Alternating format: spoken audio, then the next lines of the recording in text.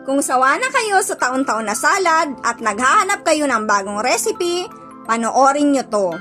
Makulay, may gulay, creamy at masarap. Kaya simulan na natin!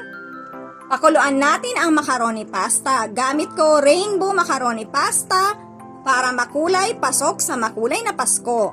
Sundan lang ang packaging kung ilang minuto dapat pakuluan. Depende sa gamit nyong macaroni. I-drain ng maayos at ilagay sa isang malinis na mixing bowl. Isunod ang whole corn kernels, ginadgad na carrots at imitation crab stick. Haluin at gagawa tayo ng sauce. Sa paggawa ng sauce, kailangan natin ng mayonnaise.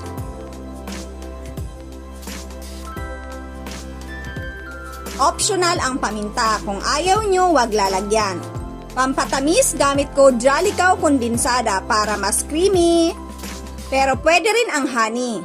Haluin lang at magdagdag ng lemon juice. Timplahin ayon sa inyong panlasa.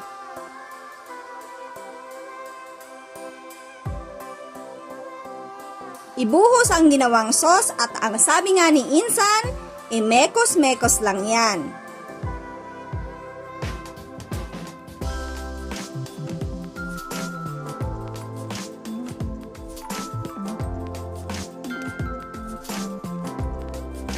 Mga mamis, pwede nyo nang ihalo ang mangga dito, pero ako pang toppings ko siya para mas maganda ang ating plating. Haluin lang kapag kakainin na.